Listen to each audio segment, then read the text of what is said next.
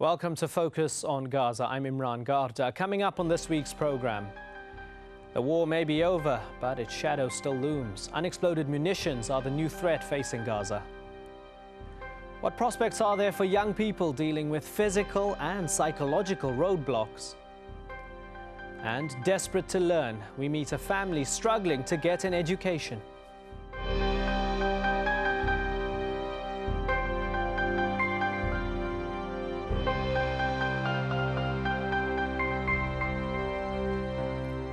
It's been a week of major developments. Back in power after a decade, Benjamin Netanyahu takes office as Prime Minister, but no indications that he'll commit to a two-state solution.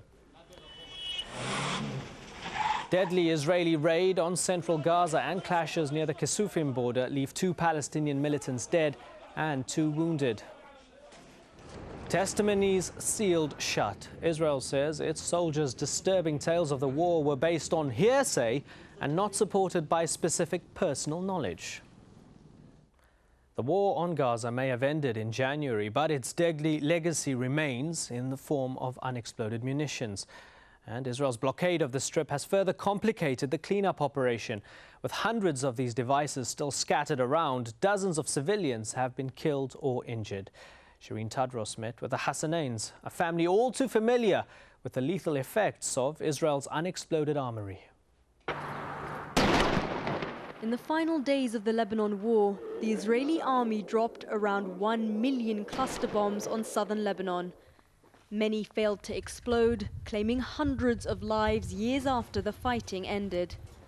In Gaza too, Israel's recent war is leaving a similar mark. Neji Hassanin used to love watching his children play in the backyard he built for them. Not anymore. This is where he lost his son, 9-year-old Abdullah, and daughter, 10-year-old Shuru, when an unexploded ordnance left over from Israel's war on Gaza detonated. I heard a loud explosion. By the time I got here, Shuruk was being dragged from under the rubble, dead. I wrapped her in a blanket. I thought it was only her, but then I found a child's leg, and I knew it was my son Abdullah. I knew him from his trousers. We collected the pieces of his body from around the area. Abdullah and Shuru were Tahani's eldest children. She says they'll always have a special place in her heart. I wish I had died with them at that moment. I think about them all the time. When we eat, when I'm bathing the other kids, when I'm reading to them. Their memory is always with me.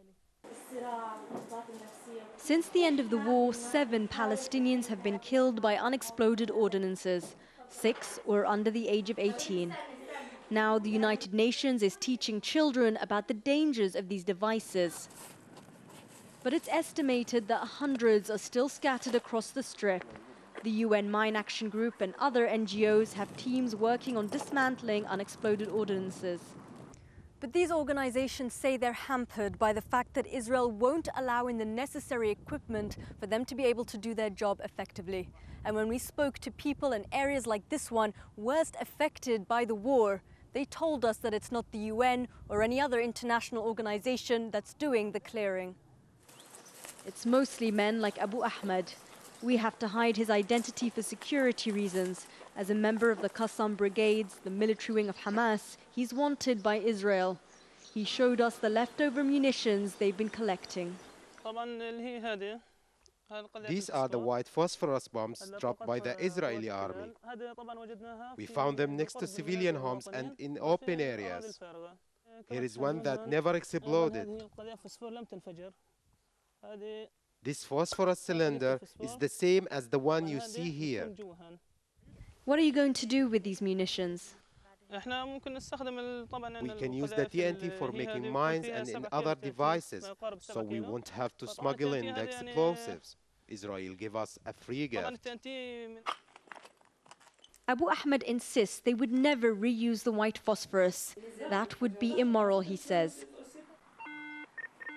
The deposed government's police force too is involved in the clearing effort.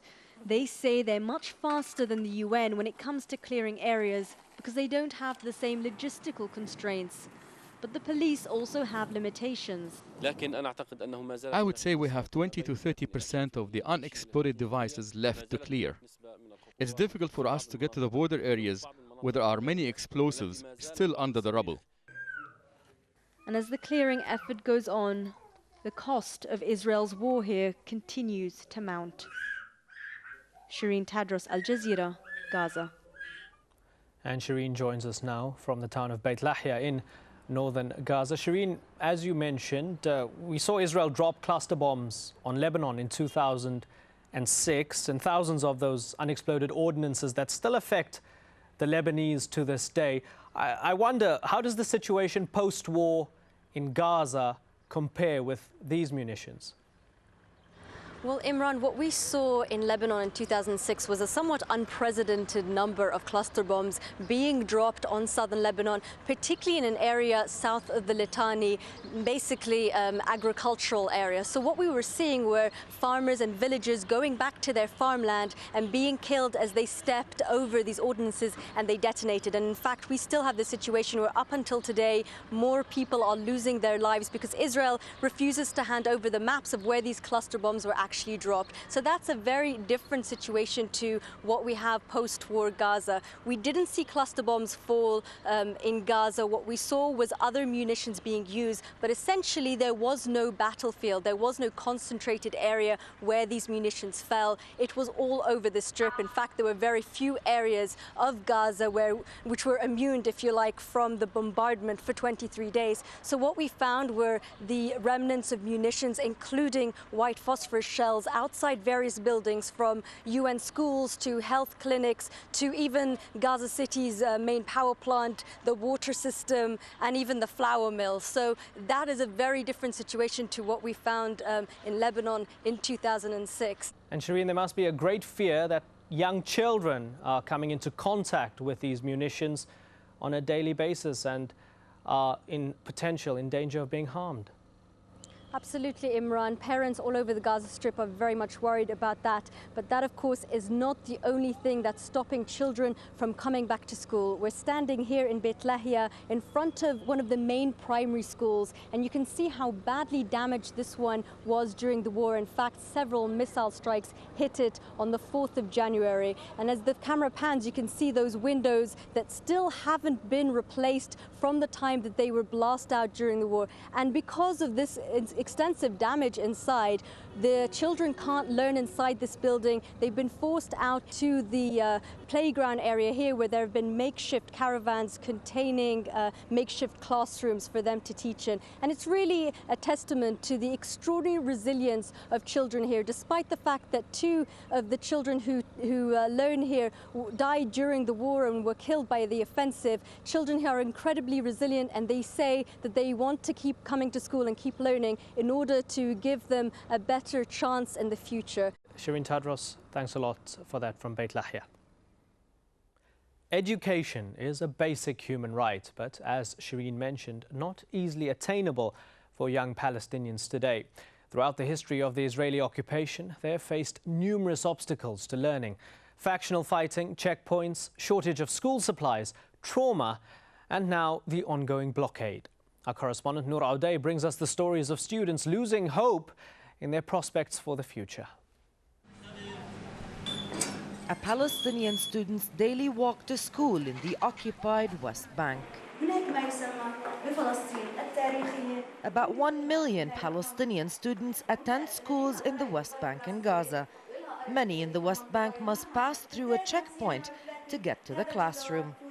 Experts say this ordeal is hindering their learning experience. Loss of hope for tomorrow, kind of feeling that they're lost.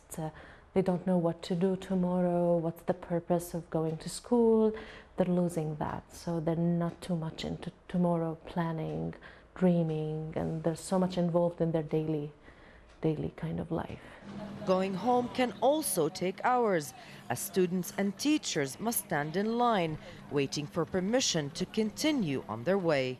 Students like Dalia. We have special permits and we must present them at the checkpoint, otherwise we are turned away. For us girls, the experience is difficult. The soldiers use foul language with us and they mock us. And this daily experience takes its toll on teachers and students alike. They know we are teachers. They know those group of students who goes through the always daily, but they insist on seeing the card, and also they check the name in the card with the list, always daily. So we will be late. The boys tend to put on a brave face, but many will admit to the stress caused by the checkpoints. It's difficult. Sometimes I would study hard for an exam, but by the time I get to the school, I'm scared and frustrated, so I don't do well. Some Palestinian school children face another risk: Israeli imprisonment. In the past 7 years, Israeli forces have detained some 7,000 school-age Palestinian children. Imprisonment means these children are denied the right to continue their schooling. If